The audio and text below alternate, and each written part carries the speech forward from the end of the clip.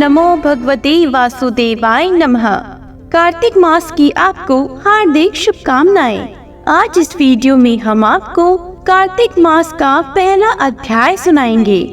मैं सिमरू माता शारदा बैठी जिह्वा आए। कार्तिक मास की कथा लिखे कमल हर्षाय। नैमिषारण्य तीर्थ में श्री सूत जी ने 88,000 सनकादिक ऋषियों से कहा, अब मैं आपको कार्तिक मास की कथा विस्तार पूर्वक सुनाता हूँ, जिसका श्रवण करने से मनुष्य के सभी पाप नष्ट हो जाते हैं और अंत समय में बैकुंठ धाम की प्राप्ति होती है। सूत जी ने कहा, श्री कृष्ण जी से अनुमति लेकर देवर्षि नारद के चले जाने के पश्चात सत्यभामा प्रसन्न होकर भगवान कृष्ण से बोली, हे प्रभु, मैं धन्य हुई, मेरा जन्म सफल हुआ। मुझ जैसी त्रिलोक के सुंदरी के जन्मदाता भी धन्य है, जो आपकी 16,000 स्त्रियों के बीच में आपकी परम प्यारी पत्नी बनी। मैंने आपके साथ नारद जी को वह कल्प वृक्ष आदि पुरुष विधि पूर्वक दान में दिया, परंतु वही कल्प वृक्ष मेरे घर लहराया करता है। यह बात मृत्युलोक में किसी स्त्री को ज्ञात नहीं है। हे त्रिलोकीनाथ, मैं आपसे कुछ पूछने की इच्छुक हूँ। आप मुझे कृपा कार्तिक महात्म्य की कथा विस्तार पूर्वक सुनाइए, जिसको सुनकर मेरा हित हो और जिसके करने से कल्प पर्यंत भी आप मुझसे विमुख न हो। सूत जी आगे बोले।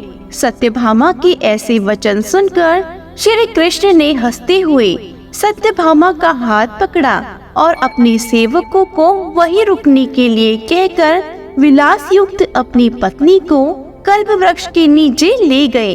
फिर हंसकर बोली, हे प्रिय, 16,000 रानियों में से तुम मुझे प्राणों की समान प्यारी हो।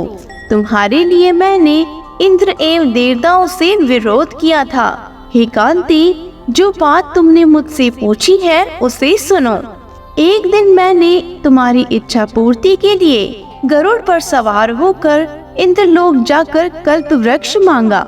इंद्र द्वारा मना किए जाने पर इंद्र एवं गरुड़ में घोर संग्राम हुआ और गोलोक में भी गरुड़ जी गौओं से युद्ध किया। गरुड़ की चोंच की चोट से उनके कान एवं पूंछ कटकर गिरने लगे, जिससे 3 वस्तुएं उत्पन्न हुई। कान से तंबाकू, पूंछ से गोभी और रक्त से मेहंदी बनी। इन तीनों का प्रयोग करने वाले को मोक्ष नहीं मिलता।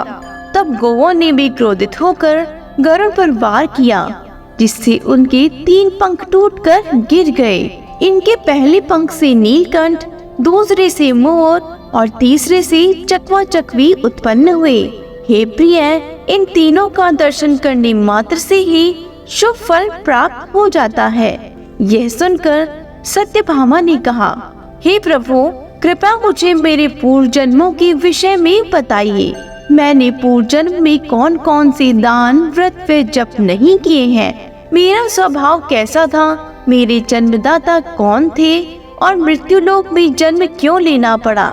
मैंने ऐसा कौन सा पुण्य कर्म किया था जिससे मैं आपकी अर्धांगिनी हुई। श्री कृष्ण ने कहा, हे प्रिय, अब मैं तुम्हारे द्वारा पूर्व जन्म में किए गए पुण्य कर्मों को विस्तार पूर्वक कहता हूँ, उसे सुनो। पूर्व समय में सतयुग के अंत में मायापुरी में अत्रि गोत्र में वेद वेदांता का ज्ञाता देव शर्मा नामक एक ब्राह्मण निवास करता था। वह प्रतिदिन अतिथियों की सेवा, हवन और सूर्य भगवान का पूजन किया करता था। वह सूर्य के समान तेजस्वी था। वृद्धा अवस्था में उसे गुणवती नामक कन्या की प्राप्ति हुई। उस पुत्रहीन ब्राह्मण ने अपनी कन्या का विवाह अपने ही चंद्र नामक शिष्य के साथ कर दिया। वह चंद्र को अपने पुत्र के समान मानता था और चंद्र भी उसे अपने पिता की भांति सम्मान देता था। एक दिन वे दोनों पुष्प सुविधा लेने के लिए जंगल में गए।